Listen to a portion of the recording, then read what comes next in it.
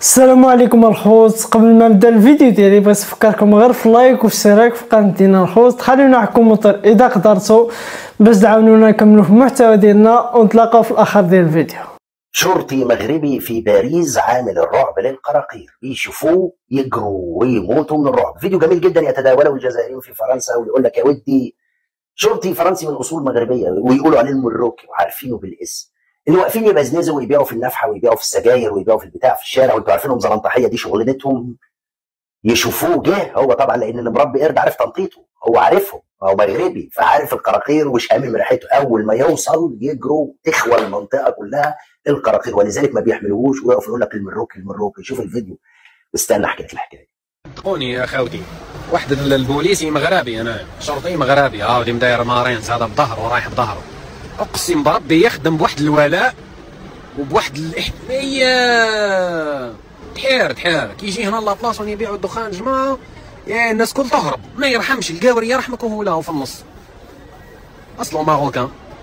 ما كانش اللي ما يعرفوش انا في لابلا كيقول له جا المروكي غير راح صوت عند الاخرين، ما يقعدش واي فارغه كيجي صحراء داكي دخان ما كانش هنا. والو زايد طالع عليه والو ما يرحمش. تحيه لهذا الشرطي المغربي، تحيه له والله من القلب، يعني عارفهم، عارف القراقير، اللي مربي قرد عارف تنطيطه، عالمين. فاول ما يوصل يجوا صاحبي ماكرون ها صاحبك وين راح؟ صاحبك اللي بارتي au Maroc signer des contrats, il va faire un discours devant le Parlement marocain, il va faire une grande visite, ça va, la France et le Maroc se réconcilient. Et l'Algérie pendant 3 ans, on a été le partenaire privilégié de la France au Maghreb. On a gagné quoi?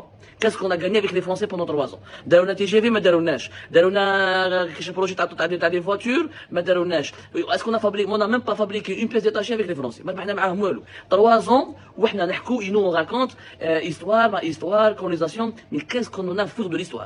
Emmanuel Macron, le président français, va effectuer une visite très importante au Maroc. C'est surtout sa première visite depuis la crise politique qui a opposé, qui a généré des tensions, d'un climat très tendu et inédit entre la France et le Maroc depuis 2021 jusqu'à 2021, on va dire jusqu'à la fin d'année 2023. Et cette visite intervient au moment, elle nous concerne nous les Algériens et les Algériens, parce qu'elle intervient au moment où les relations politiques entre l'Algérie et la France sont totalement paralysées aujourd'hui. Je vous rappelle que depuis le 30 juillet 2024, il n'y a plus d'ambassadeur algérien à Paris. Et que Abdelmajid Tebboune n'est pas du tout pressé pour remplacer ou pour nommer un nouvel ambassadeur, puisque l'ancien ambassadeur algérien, il a été à Paris, il a été quelque part pas limogé, mais on a mis fin à sa fonction.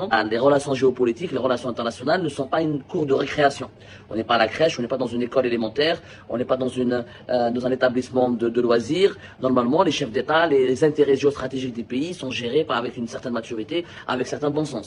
Certains Algériennes et Algériens croient que Macron va aller au Maroc parce que justement il y a un lobby pro-marocain en France, il y a un lobby sioniste, il y a un lobby israélien, et que le Maroc complote avec des grandes puissances, ou des lobbies cachés de la finance internationale et du sionisme international contre l'Algérie. Ça n'a rien à voir. La France s'est rapprochée d'Emmanuel Macron, qui était extrêmement pro-algérien depuis 2020, depuis son premier, depuis 2017.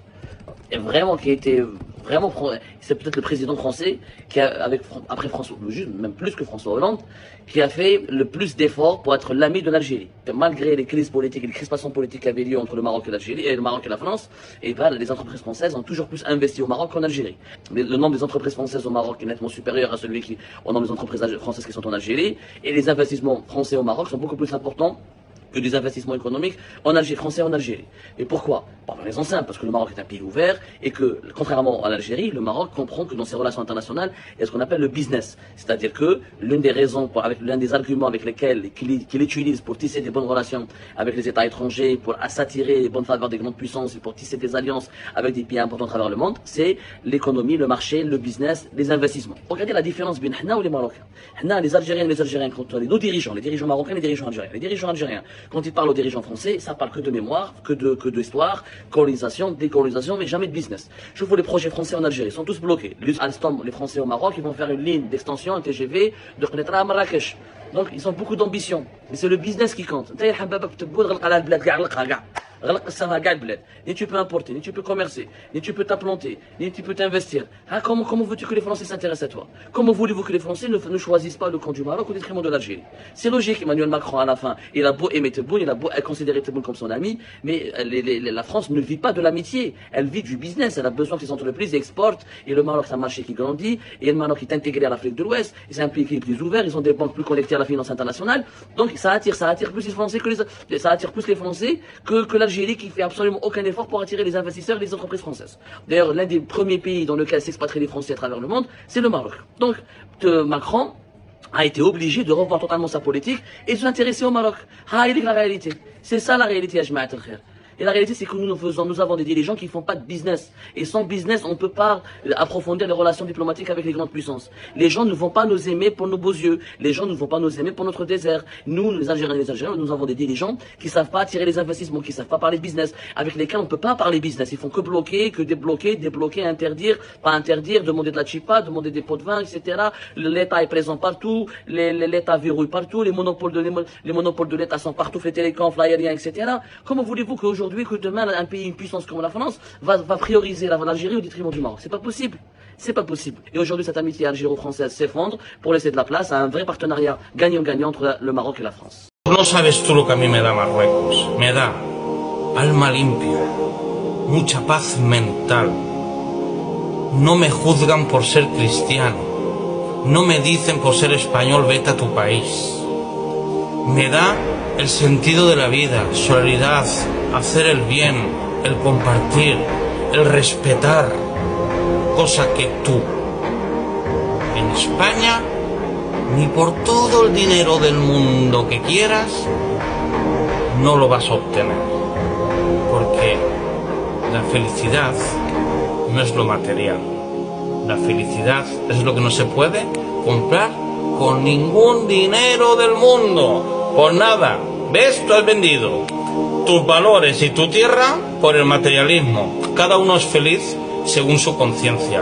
Aisha al-Rif, Aisha al-Malik, Sahara Maguerría hasta la muerte, Dima Maroc y esa Allah al-Watan al-Malik.